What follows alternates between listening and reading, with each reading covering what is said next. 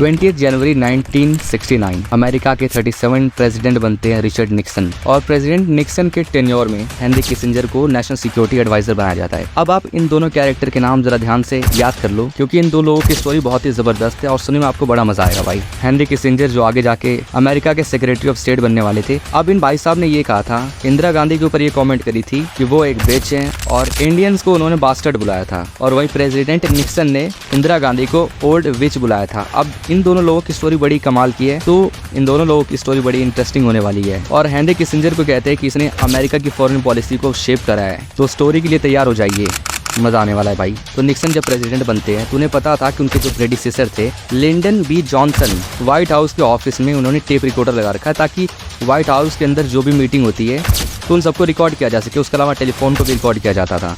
अब ये बात पता लगने के बाद रिचर्ड निक्सन क्या करते हैं, उन सभी टेप रिकॉर्डर को हटवा देते हैं। लेकिन 2 सालों बाद उन्हें रियलाइज हुआ कि अगर मान लो कि मैं रिकॉर्डिंग अपने ऑफिस में लगवा लेता हूँ, तो इससे जो भी कन्वर्सेशन होगा, जो भी बातें होंगी, रिकॉर्ड में पड़ी रहेंगी, और कभी जरूरत पड़ेगी इन रिकॉर्डिंग से तो हम बाद में इसका यूज कर सकते हैं। अब 16 फरवरी 1971 में ये टेप रिकॉर्डर को इंस्टॉल करवा देते हैं, एक ओवल ऑफिस में और दूसरा कैबिनेट रूम में। अब देखो, यही जो टेप रिकॉर्डर होते हैं ना, आगे जाके प्रेसिडेंट निक्सन को काफी ज्यादा दुख देने वाले हैं। तो आप गेस करते रहो आगे क्या क्या हो सकता है, जो भी होगा बड़ा मजा आएगा। अब इस सीन में इंदिरा गांधी की विजिट होती है अमेरिका में। तो नवंबर में इंदिरा गांधी अमेरिका पहुंचती हैं, जहां वो प्रेसिडेंट रिचर्ड निक्सन और national security adviser Henry Kissinger से मिलती हैं। अब ये विजिट इस टाइम पे करी गई थी जब सबको ये कुछ अंदेशा लग रहा था कि इंडिया और पाकिस्तान के बीच में वॉर हो सकती है। इंदिरा गांधी अमेरिका गई थी ताकि यूएस का सपोर्ट इंडिया को मिल सके, जो भी ये इंडिया और पाकिस्तान के बीच में कॉन्फ्लिक्ट चल रहे थे। लेकिन इंदिरा गांधी ने जैसे सोचा था कि मीटिंग जाएगी, मीटिंग बिल्कुल भी वैसी नहीं गई। अब निक्सन का प्रपोजल ये था कि तुम विड्रॉ कर लो। बेसिक सी बात थी कि तुम जो करना चाहते हो वो मत करो। वीडियो के स्टार्टिंग में मैंने आपको बताया था कि इस ऑफिस में एक टेप रिकॉर्डर लगा हुआ है। अब ये सारी बातें रिकॉर्ड हो रही हैं। अब मीटिंग जब खत्म हो जाती है, तो मीटिंग खत्म होने के बाद हेनरी किसिंजर और प्रेसिडेंट रिचर्ड निक्सन की बातें भी रिकॉर्ड हो जाती है, जिसमें निक्सन इंदिरा गांधी को ओल्ड विच कहता है और वहीं हेनरी किसिंजर इंदिरा गांधी को बिच कहता है। वैसे तो उन्होंने कई सारी बातें बोली। किसिंजर कहते हैं Indians are bastard anyway, they are plotting a war. Main बात ये थी कि इन्होंने ऐसी बातें बोली, तो इससे ये पता चल गया कि साउथ ईस्ट एशिया में क्या भाई पॉलिसी चल रही है। अब ये रिकॉर्डिंग कुछ सालों बाद पब्लिकली लीक हो जाती है, तो उसके बारे में पता चलता है, जिससे हम आगे जानेंगे।